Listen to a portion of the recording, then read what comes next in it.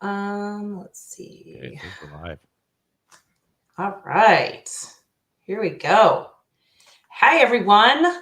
Welcome to Let's Talk Living Kidney Donation. I'm Allison Gillum. I'm the Senior Community Relations Coordinator here at Gift of Life, Michigan, where we honor life through donation. And I am joined by someone who has probably become a familiar face to some of you by now, Mr. Eric Zane. Hello. Hey, so Eric is the host, for those of you who don't know, the host of the Eric Zane Show podcast, and perhaps more importantly, a living kidney donor. How are you, Eric? Thanks for being here. Never better. I'm so glad we're able to do this again, and I can't wait to get started. I know, like same. So, as most of you guys probably know that are tuning in today, April is National Donate Life Month. For those of you who may not know much about this, Donate Life Month helps raise awareness about organ donation, and we encourage people to register as organ, eye, and tissue donors. And we make a point to honor those that have saved life through the gift of donation. But more specifically, and really the reason we're here today, is because it's Donate Life Living Donor Day. And it's the perfect time to honor living organ and tissue donors who have given the gift of life and healing. But specifically today, we're here to focus on living kidney donation. And Eric, as I'm sure you know, there is a huge need for kidney transplants here in Michigan and nationwide. So, like 85% of patients on the national transplant waiting list need a kidney. And if you're not one of those lucky ones to have a living donor, the average wait time for a kidney transplant from a deceased donor is like 3 to 5 years. In some cases, even longer than that. So, Eric, this is where you come in, along with our incredible panel, who we're going to bring in just a second. You've lived this, you've experienced this. One of the things that is so important is, a kidney from a living donor, that offers patients an alternative to years of dialysis and time on the transplant waiting list. And when you have a living donor, you might be able to get a transplant in a year or less. And I think that's really something that, people should consider. And if you have it in your heart, someone like you thinking like, hey, I can do this. This is an amazing way to help people who are on the kidney transplant waiting list. I couldn't have said it better. And I think as I think back to those 200 days from the day that I said to Jeffrey, I'm going to give you a kidney, to when it actually happened. Navigating that and just trusting in the unbelievable medical communities that exist in our country and the status of the healthcare and how great they treat you, ensuring your health was so comforting to me, because there can be some murky days when, the devil tries to get the best of you and tells you that, hey, don't do it, pull the plug on it. Don't do it. You need that kidney. I never really had that, because I just believed my doctors, who are so amazing. And here I am a year and a half later, and it's like I didn't even give it away. I noticed nothing. And all I do notice is Jeffrey's exuberance in his life and how brilliant he is and how healthy he is. And he's probably going to cry in a minute, because you mentioned on dialysis, those are tortured times on dialysis. And people might say, oh, well, hey, you're on dialysis, that'll keep you alive. It's not living. I've seen it. You're not alive. It's miserable. So this is the perfect time to stress that if you've ever had a little spark in you about donating a kidney, either to any random person or to someone you know, this is the time right now. They can't wait. Indeed. Okay, so let's talk about that. Before we get into this conversation, though, I want to bring in the rest of our guests who have graciously agreed to join us for our discussion today. And so first, I'm honored to introduce you to the recipient of Eric's fine kidney, Mr. Jeffrey Deschassé. And Jeffrey, my apologies if I just did that wrong, but I did my best. No, you did great. And thank you for having me. Thank you so much. Yeah, Jeffrey's joining us from California today. Thank you for being here, Jeffrey. Yeah, thank you. Eric, first of all, I want to say, Eric, I love you very much. I love you too. Yeah. And Eric said it, dialysis is I might swear, but I'm going to try not to. Okay. But dialysis is hell. Okay. And Eric pulled me from that, and he gave me an opportunity to live, to meet new people, to create a new life. Right. And every day means so much because of that. I thank my kidney every day. I wake up and I thank my kidney. I swear to God, I really do. And I just think people don't realize, you think about, what are heroes? I have friends who served, and and I've had friends, get in the military and things like that. We look at what are heroes, firefighters, but people who donate a kidney, they're the most brave people in the world. They're the heroes. And for me, I just think it's amazing, and I really want to thank UCLA, my team at UCLA. They're just it's a process, and people think, oh, I'm going to give a kidney. It's not that easy. You have to go through a lot, and it is a process, and you become become close with your doctors, and they're really the ones that kind of get you through it. So I want to just thank my people at UCLA, and Eric, I love you very much. And all the people who tested for me as well, they stepped up. They didn't donate maybe, but they stepped up. Yeah. And just by taking that one step to see if they could donate, right? That was all I asked people to do. Just step up to test. Maybe you don't do it. I always said to Eric, you can walk away. I'm cool. You can do it. But he put that big hat on in the emergency room. I keep thinking about that mushroom hat you put on when I saw him before he went into surgery, and then I knew we were going to make it work, and it was pretty cool. So, then you knew that was the real deal. That's for sure, right? Yeah, so he's a brave. Yeah. Yes, I'm looking forward to hearing much more about this, you guys. I'm going to bring in. We have Tanisha Campbell, and if we can kind of just bring in our whole panel right now, I want to introduce you guys to everybody. So. Tanisha and her cousin Crystal McClear are here. Tanisha is a kidney recipient, and she also happens to be a community relations coordinator here at Gift of Life. And Crystal donated her kidney to save Tanisha's life 14 years ago.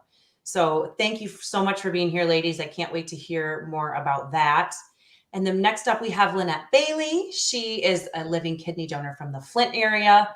Lynette selflessly donated a kidney to her husband's friend Jim about 16 years ago. And sadly, Jim passed away in a tragic accident about 8.5 years after having the surgery. But Lynette, we're so grateful to you for giving him those extra years of life. And we're so glad you're here to tell us your story today, too. Thank you for being here. Thank you for having me. Yeah. And then, of course, we have the fabulous Val Cobbs, who is the regional manager in the Grand Rapids branch of the National Kidney Foundation of Michigan.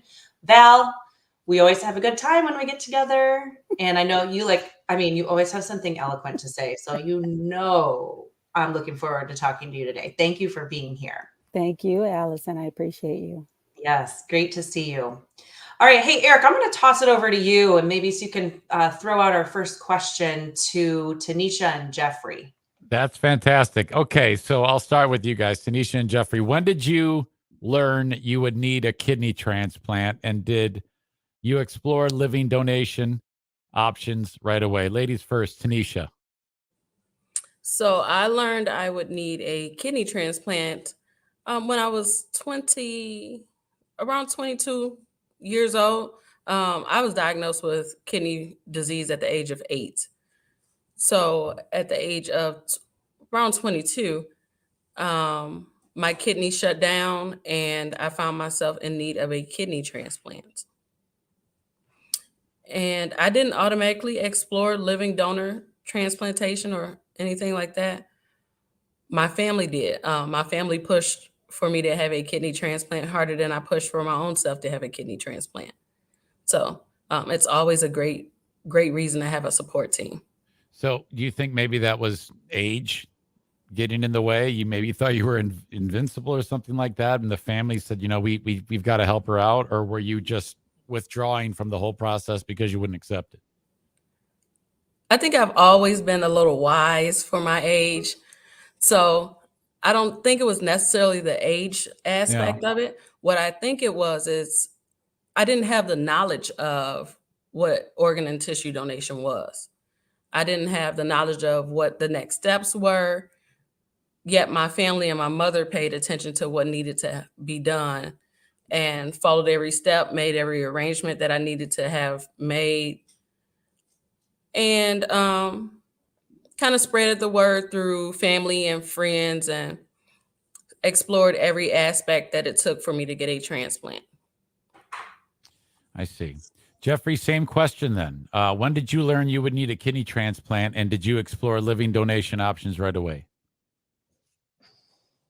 Well, it's interesting. When I was like in my late 20s, a doctor at I think it's Harvard Medical Center in Boston, he was a nephrologist, discovered I had this IgA. He said, well, you got to follow it. And I started following with my nephrologist. And they gave me like a 30% chance I would get sick and a 70% chance I'd be okay. And I fell into that 30% chance in my late 40s. And compared to other types of diseases, they say, oh, okay, you're going to have kidney failure. Go find a kidney. There's a waiting list. Go find it. And then you're like on your own. And Tanisha, you had your family, and I have my family. But my family, my wife is raising our kids and working full time. So I had a full-time job of trying to figure this out. I was also trying to work. I was going to dialysis. I was trying to figure out life at the time. You're going through so much emotion, and there's no bridge to finding a donor. That bridge does not exist. Okay. There's no Sherpa to help you find out what hospitals are the best hospitals for you to match at. I had to apply to hospitals in Texas and Cincinnati, call John Hopkins. That was my full-time job while being hooked up to a machine 12 hours a day at home, at times 7 days a week.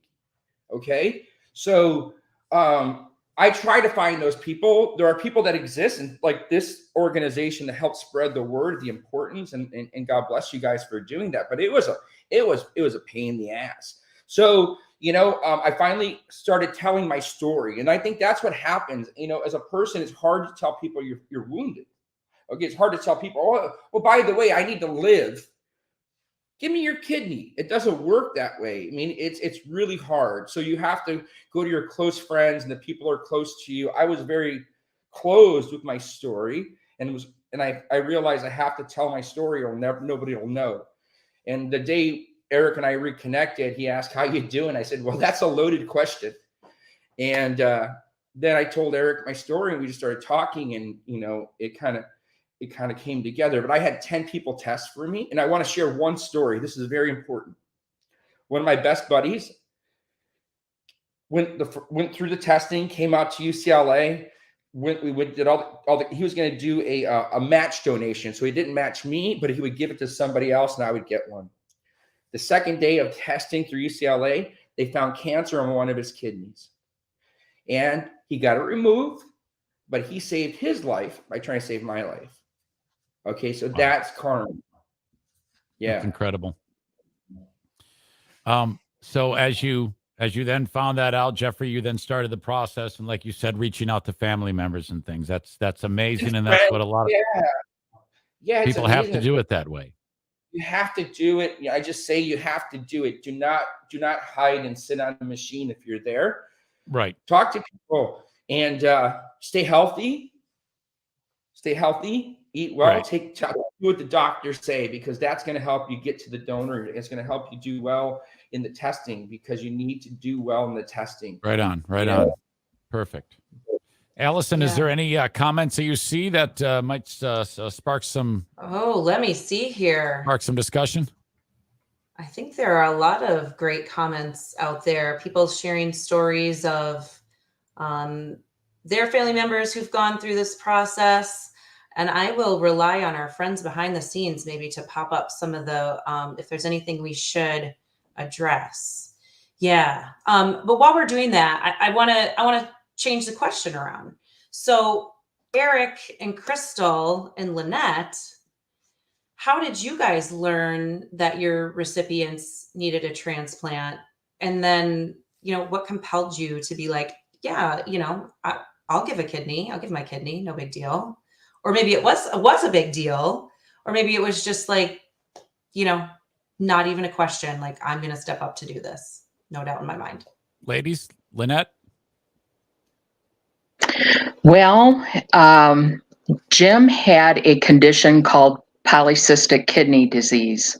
So it was something that lasted over long term, a number of years. So we watched Jim slowly decline from that, which gave all of us, his friends and his family, lots of times to talk about everything.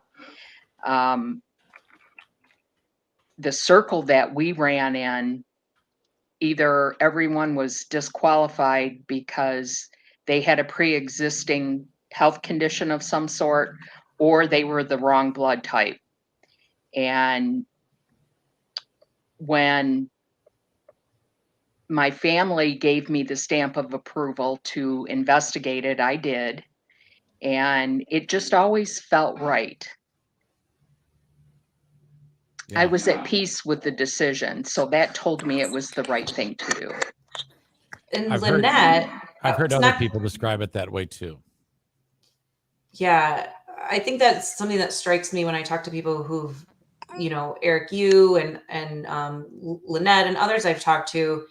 It just always seems like you just kind of like knew it was something you needed to do, and there wasn't. You're just kind of at peace with that decision. Lynette, you're from a family of living kidney donors. Yes, I I learned. am. Yes, I am the third female in my family to donate. My cousin Teresa gave a kidney to her younger sister, my cousin Tina, and my cousin Janie gave a kidney to her brother-in-law.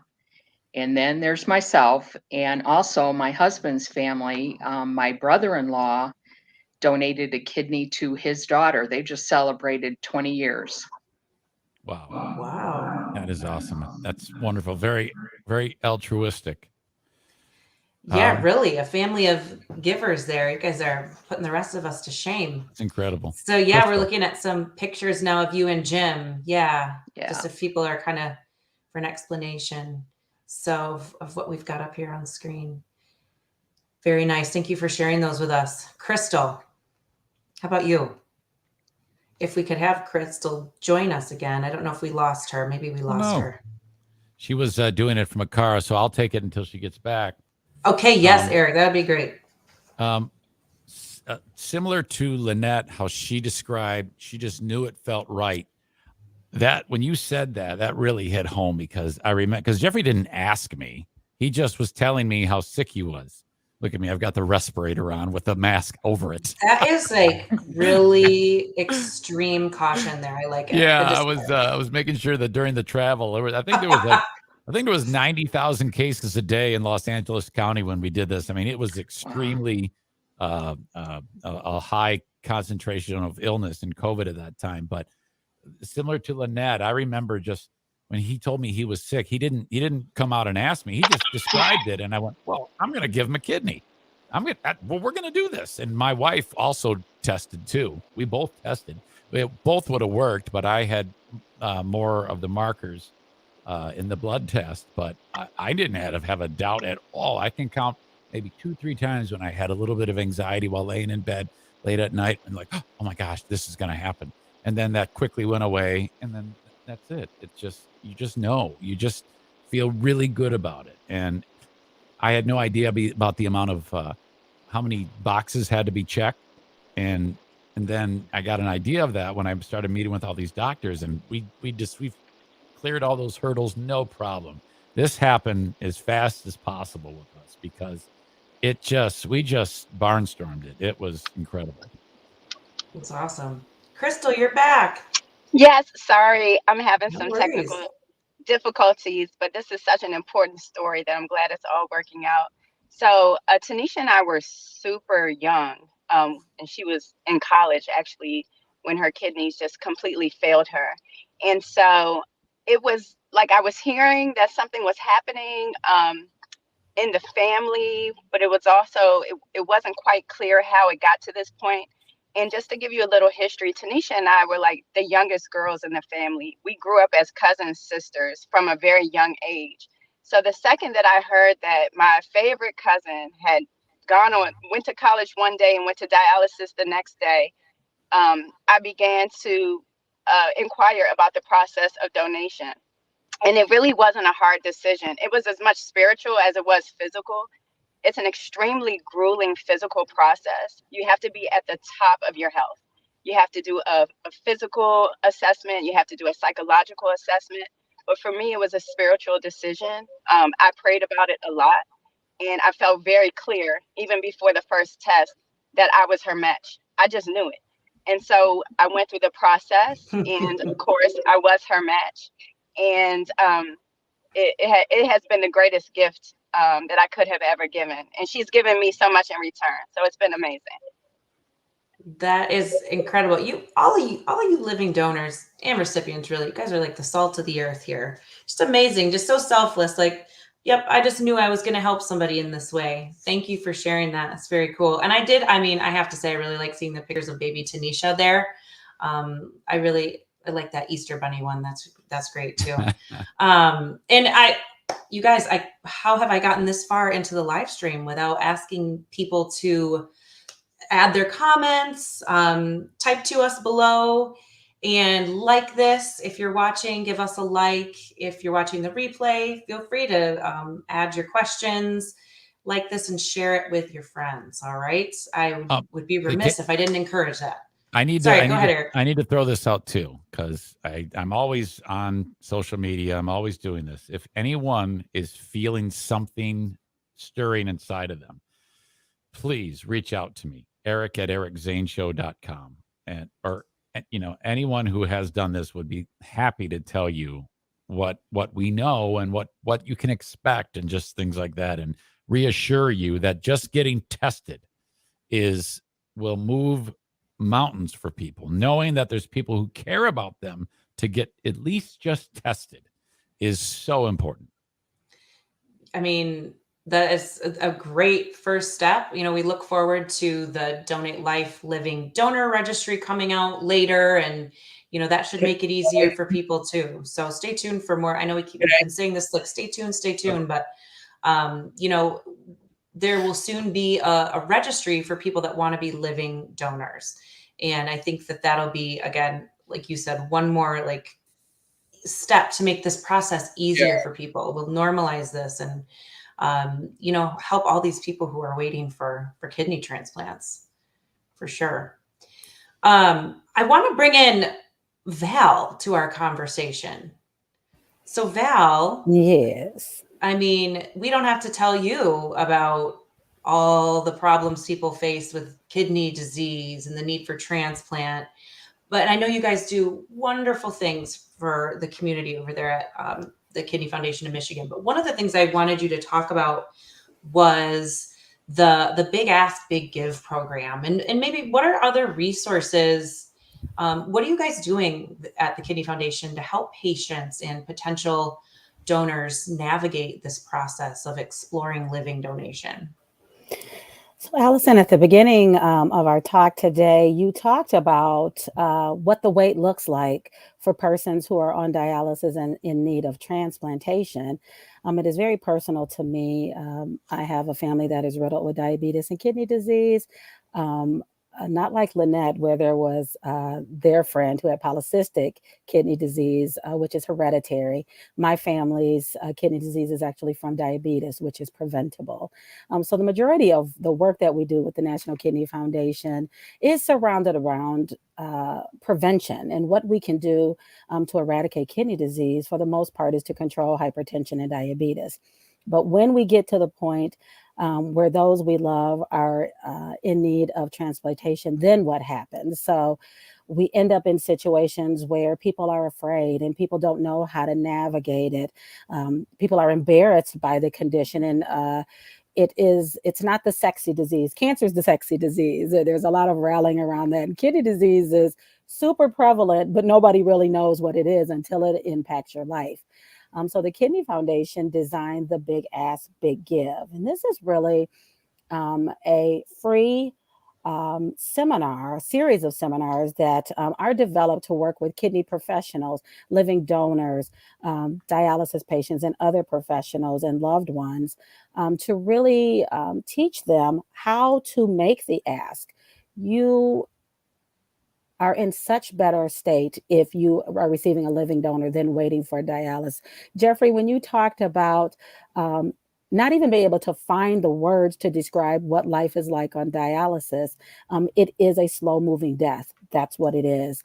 And how wonderful that God gave us 2 kidneys so that we can donate one of them. I think it's a miracle that you can still live and you can wake up feeling great. And the person, God knows, who gets the kidney the next day, life is absolutely transformed within 24 hours back to life. And we really want to encourage and empower persons who are in need of kidneys or beginning the process of thinking about transplantation to really give them the tools to go out and search for themselves. There are people in the world, and thank God for this registry that's coming. But before it does, you can get busy saving your own life. So you don't have to leave it up to the professionals. We give you the tools. It is designed for you to do step 1, step 2, step 3, step 4, so that you can find what you need so that you can go and live life abundantly. That is what the Big Ask, Big Give is all about. Awesome. Thank God for that. Because it kind of just reminds me too, like what Jeffrey was talking about. Like, you get this information, what do you do with it? Like, where do you begin? You know, Yeah. and I think I had a past conversation with Jeffrey and Eric where we were like, you know, you're literally asking someone to give you a body part, right? Like, that is not a comfortable conversation to have. It's not a natural or normal conversation to have. But It is not. The other thing too is when you are on dialysis, and I think Jeffrey explained it so well, you are not feeling well, right? You are fearful and just thinking, am I going to live? You are tired, you're cold, you're itchy. You have all of these things going on. So sometimes it's like, do I even have the energy to go and fight for my life, right? Because now I am existing. And so really pushing yourself out there to say, you know what? Go get your run, rest, and then get busy on your life. It's easy to say, but when you're in the midst of dialysis, it can be a very trying time to do that. And unlike Jeffrey, who went into dialysis seemingly healthy, other than needing this kidney, some people are struggling with comorbidity. So they have lots of health conditions. Heart is a very huge issue when you are on dialysis. Again, you're diabetes, so you're still trying to manage that, but being on a renal diet, which is a different diet than a dialysis diet. So people aren't well while they're on dialysis. So to be able to empower someone with what to do without them trying to figure it out from the dirt is the way it should be done, so that people can move more quickly and not spend, like you said, 5 to 7 years. For African Americans, it's even longer than that very often. So for us to not lose those years of life is amazing. Yeah, for sure. Great point. Thank you for sharing that information. We've included a link to your website if people want to learn more about that great program. Thank you, Val. Thank you so much. Yeah. So I know we're nearing the end of our time already. I feel like we could probably, go on for 2 hours if we wanted to, but I'm sure the general public does not have time for that. But that being said, you guys, we may go a little bit over, but I think this is important. I'd like to hear from each of you. First of all, we didn't really have time. Just quickly, how are each of you doing after, receiving a transplant or being a donor? Because those are the questions we get a lot too from people. Well, what is it? What do you feel like after you donate? I heard that, you might not feel well, or what am I going to feel like after I have a transplant? So just quickly speak to maybe how you're doing, and how that went for you guys. And then add on to that, what is one piece of advice that you would give someone that finds themselves in your shoes, whether they've just learned they're going to need a kidney transplant, or they have just learned somebody they love is going to need a kidney transplant, and they're maybe wrestling with the idea of being tested to be a living donor. So I just want to kind of hear from each of you on that. We'll start with Tanisha. Thank you, Tanisha. You are welcome. I was just taking a few notes on what you were saying. What I realized through this journey is that the next person's story isn't necessarily my story. And no matter what, I am completely blessed. The average wait for a kidney in Michigan is 5 to 7 years. With a living donor, Crystal cut my time for waiting for a kidney down drastically. I was only on dialysis for 18 months. And that enabled me to go out and go back to college. It enabled me to start a career and come over here to Gift of Life Michigan Motel. And now I get to go absolutely everywhere and share this message that I have a personal story about. So this is more than a career to me. This is actually a passion that I have. When it comes to how I feel, so when I was on dialysis to me, and it may have been an age gap in between me and most of the other patients there. But I went to dialysis first thing in the morning, and it wasn't as bad for me. I took care of my body. I did exactly as the doctors told me to do. I didn't do too much fluids. I didn't eat the foods that I wasn't supposed to eat. I followed every instruction that they had for me because my end goal was to get a transplant. So I did absolutely everything that was asked of me. And my experience with dialysis wasn't one of those traumatic experiences. Not to downplay anybody else's experiences, because I've been in a dialysis unit.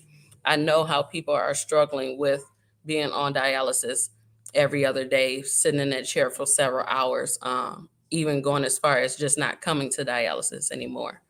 And then I just want to push living donation.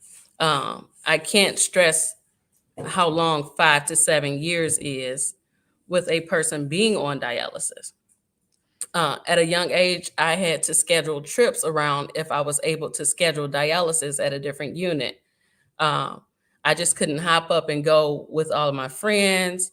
I just couldn't do everything that I wanted to do. Of course, I was out having fun, having the best time of my life to the extent that I could do it. But what I would say is just remember, it is mind over matter, to stay prayed up, to remember that the next person's story isn't your story, and to stay positive. If you just continue to have those positive thoughts over you, I don't see anything going wrong. You speak over yourself. I talk to my kidney every day and let my kidney know that we are in this for life.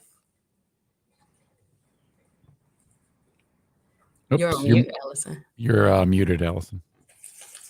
No, You guys, you're doing so good. how long have we been doing virtual things? And I'm like still guilty of that. Oh, thanks for helping me out, guys. What I was saying is thank you, Tanisha, you and Jeffrey. I like that you have, close relationships with your kidneys and you think positive, right? Because it is all about that. And thanks for sharing your story with us today and for being here. I really appreciate it. I was excited when you invited me on here, actually. And then when Crystal could join me, it just blew my mind. Crystal and I don't oftentimes get to do educationals, as I would call this, together. But I am thankful every day. My family is thankful every day for this blessing and for this donation that Crystal has made to me. And you've seen all those pictures. We do absolutely everything together. They call us the kidneys. I love it. I love it. I'm so glad it worked out for you guys that way. Crystal, how about you? I'd like to hear your thoughts on everything. What advice you have? Can you all hear me okay? Yes. Okay, great. So first of all, I just want to acknowledge it's been 13 or 14 years, and just that by itself is just a huge reason why we did this. But the advice that I would give to people is that take that leap. You really never know what you were called here on earth to do. And sometimes when an opportunity presents itself, as scary as it may be, as unknown as it may be, you really don't know the shift that you're going to make in your own life and in other people's lives and how they're going to impact so many other people. The way Tanisha took from being on dialysis to receiving a kidney and making it her life's mission in her career. Ironically, I also work in the diabetes care space. I help physicians help patients manage their diabetes so that they don't end up with end-stage renal disease. So it was all part of a bigger plan.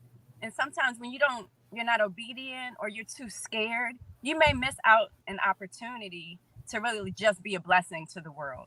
The second thing I would say is that I am one of those people that suffered those rare complications. I got deathly ill, like really, really sick post donation.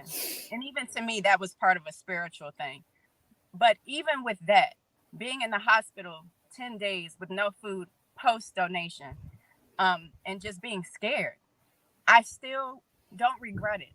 I would do it a million times over if I had the chance. I'm living a healthy life. I was able to go on and have children and just be a healthy human being with one kidney.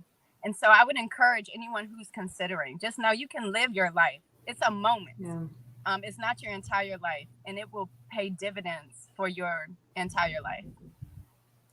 Wow. I am going to have you and Tanisha come on, just do a statewide tour and just go everywhere. You guys are so inspirational. I know Tanisha already does that for us, but we need to just throw you in the mix too, Crystal. Thank you for sharing that. Yes. Thank you. And thank you for the important work that you're doing. How about Lynette? Well, I was tired for a long time afterwards. When you go from 2 healthy kidneys to 1 healthy kidney, it takes a lot out of you. But beyond that, I have gone back to life as usual. I've been on roller coasters with the grandkids. I do everything I did before, everything I still want to do. The advice I would give would be educate yourself. Talk to the medical professionals. Find out what the process is, what the testing is like, what the recovery is like. Talk to a living donor to get their take on it, like you guys are listening to us do today. And like Eric, I couldn't say enough about the medical community and how they cared for me. My health and well-being was just as important as the person who was receiving my kidney. I had full faith in how they were caring for me. And that's important that people know that so that you're not afraid of that. And if I could turn back the clock knowing everything I know, I would do it again in a heartbeat as well. Awesome. Thank you for sharing that, Lynette. I really appreciate it. Eric. Boy, all these stories are just fantastic. I love hearing all of you talk. You like are my favorite people. It's just great. And I was fortunate. Other than the day after I was a little bit uncomfortable, I walked out of the hospital and I've made a full recovery and everything is grand. My one piece of advice is, similar to what Lynette said and similar to what Crystal said. It's kind of like we all speak the same language, and the whole thing that Crystal said about take that leap, that was very uncomfortable. And I felt like I was in the deep end of the pool at a very young age. And but I still was in a life preserver. So I was safe, and taking that leap was actually very exciting for me. And so get ready to experience an incredible ride and soak in it because it's wonderful. Okay. It's absolutely incredible what you're doing. And I didn't look up anything online.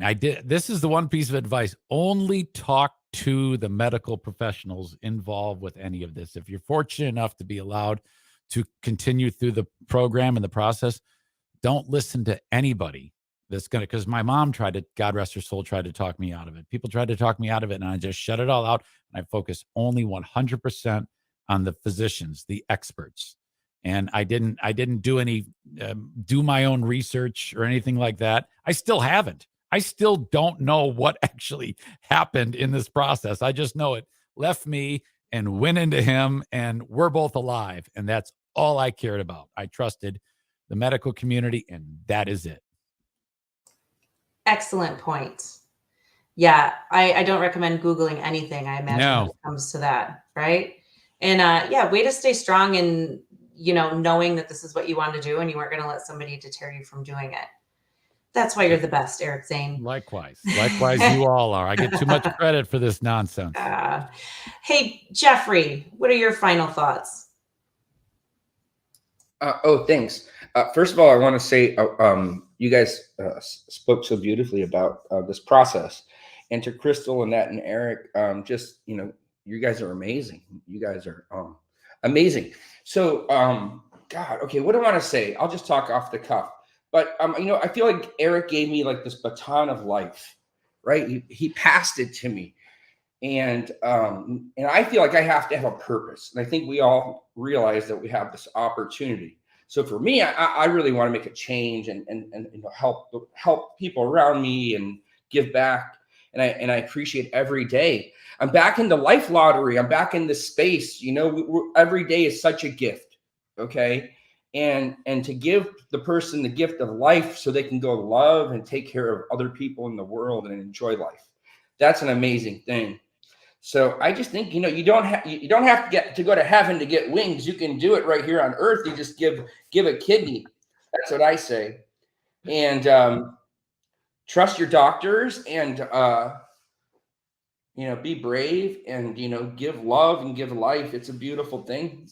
And I'm grateful. And I just want to say to Eric, I see a lot of Eric and Crystal and Lynette. Everybody has the same kind of, just the strength. And, I think it was a week after Eric gave his kidney to me, he was giving away 50 turkeys in Grand Rapids for dinner, and he was out there. So there's this, I can see it in the people. They have this zest for life, and they love to give that to the person next to them or someone they love. And I just, everybody here is very brave on both ends of the party. So, and you can be as well. So just go get tested. Who knows? Maybe you don't give a kidney away, and maybe you find something out about yourself. They pay for the test, and just see. Who knows? But anyways, that's all I have to say. But much love to all of you, and especially to the Gift of Life organization in Michigan. So anyhow, yeah. Awesome. Oh, and I want to say hi to Kenny. I don't know him, but he comments all the time. But I just know he's the man, right, Eric? Am I right? He's wonderful. He's the sweetest soul. Yeah. Adam too. Yeah. I see people that listen to my show, and Adam just got tested himself. He's waiting to see how he did. So that's fantastic. Oh, fingers crossed. Way to be. That's awesome. Love to hear it. Thank you, Jeffrey. Thanks for being here and for sharing that. Val, what are your quick final thoughts? And remind us, what are the resources you guys have to offer again? Where do we need to go to find more info? Again, in order to find information on the Big Ask Big Give, please visit www.nkfm.org. And you can also find all of the things that the NKF does in regards to kidney failure, renal disease, diabetes and hypertension work, early childhood education, senior programming. So we have a host of things that we do around the topic of life and kidney disease. I want to say, Allison, I've done this with you before, and I am literally amazed by this panel today. I don't know where y'all drug up that Crystal girl, but honey, she is it for me, let me tell you, because I think it is so fearful. And when I see African Americans speak on this topic, it is so magnificent for me. We have a lot going on in our community, a lot of fear-based anxiety, especially around topics such as this. And we are the ones who are in desperate need of kidneys. So to have somebody talk about this and say, listen, I weathered a storm. And for you, it was a bit of a storm, Crystal, but you are here, thriving, alive, a mommy, a professional. So even through the midst of the storm, we are designed by nature to help other people.